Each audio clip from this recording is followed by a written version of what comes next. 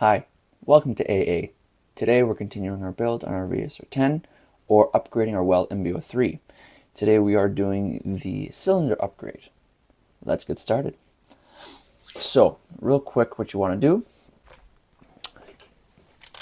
is remove the cylinder from your rifle. I will show you how to do that real quick. It's very simple, it's nothing too hard.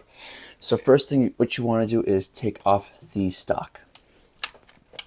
So once your stock is removed, you're left with this. Now you want to take off the trigger guard. Now how you do that, you take a Phillips head screwdriver and you remove that screw right there.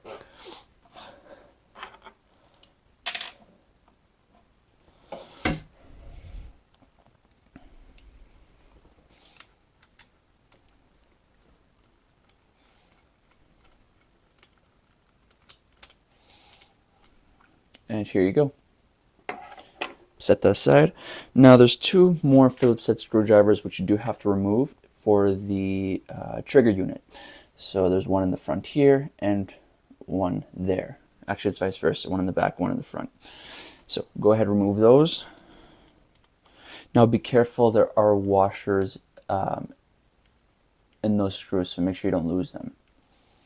So once you have those screws removed, what you can do is pull off the trigger unit and set it aside. So now you can remove your cylinder and put this aside. So we're actually not going to be using this. We're only going to take off the cap and bolt in case you don't have an upgrade. I don't have an upgrade. I'm just reusing this, which is fine with me. I did a little bit of a modification, which I'll explain to you later on. It's not hard. So I do not believe you can upgrade anything in the cylinder. I already tried putting in the upgraded one, doesn't fit. New spring doesn't really fit either. So really, this you can't upgrade at all. So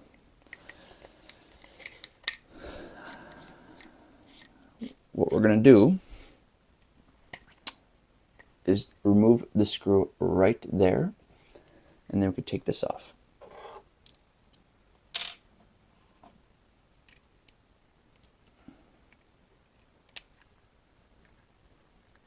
Be careful when screwing it off. There's a spring inside of the cap which you don't want to lose.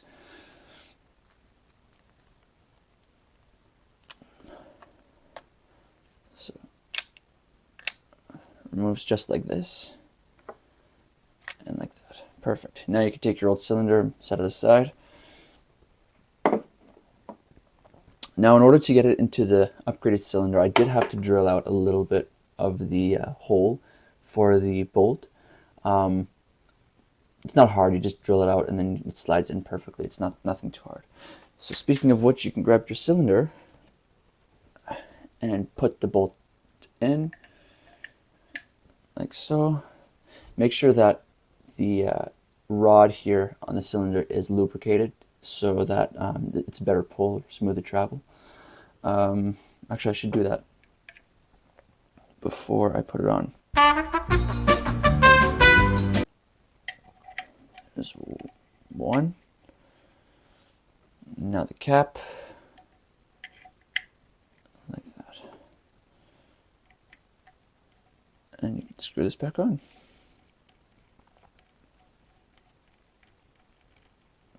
If you already have an upgraded bolt and cap, you can just put it on right away. Make sure you lubricate it though, so that you get that faster travel. So next up is putting in the spring guide, spring, and piston.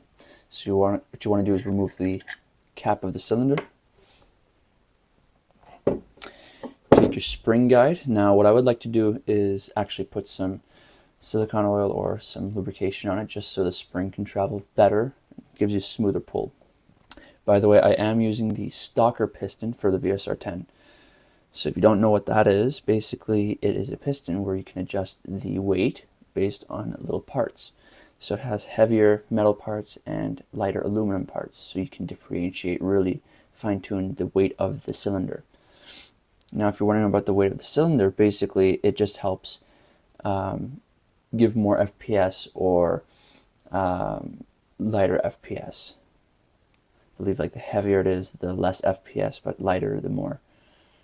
And on top of it too, you can adjust the air brake. So that's like a little rod on the front, which softens the or dampens the sound of the piston hitting the cylinder front or head. So once you have that done, you can put that aside. Oops. Okay. You can take your spring and lubricate that a little bit too, just so this has a bit of a nice travel as well. Okay, you can set that aside. Now before you put anything in, I would like to put some oil or oil inside the cylinder too, just so everything in there is smooth. So what you want to do first, take your spring, put it in the spring guide. Now put the spring guide and spring inside the cylinder, like so. Okay, now right there where the spring guide sits, you want to make sure that it is sitting on it properly. If you don't, then you're going to have some problems racking it later on. So now you can set this aside. Now you can grab your piston. Now, like I said, I'm using the stocker piston. It's actually still fairly good lubricated. But so if you have one of these, this is the configuration that I have. It works for me. Yeah. Make sure that you lubricate the edges of your piston and make sure, like everything rubber, just make sure you lubricate it, just because then it's either giving you a good travel or maybe even a tighter air seal. So this is still good. Okay, so once that's done, you can take it and put it inside your cylinder. So now what you want to do is take your cylinder head. I'm actually going to wipe my hands real quick.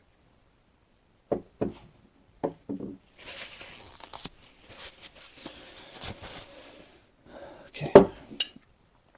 Yeah, you can take it and put it in. So once you get to this point, you have to get like needle nose pliers or yeah, anything. You can maybe use an Allen key. Actually, I'm not sure with this.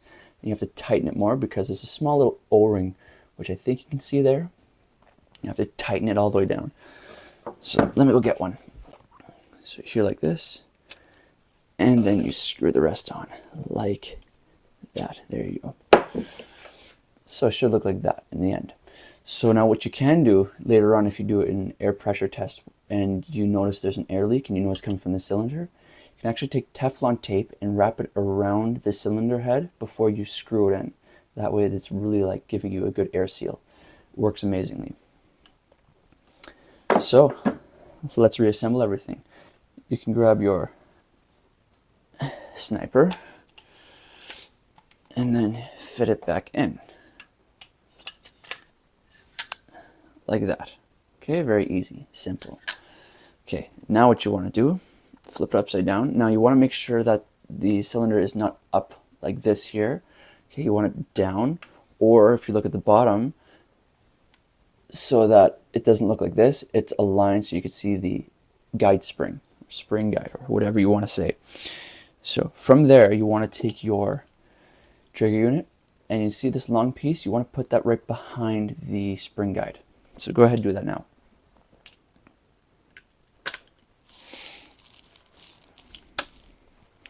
There you go. So next, you want to put the screws back on, like the way we did it before.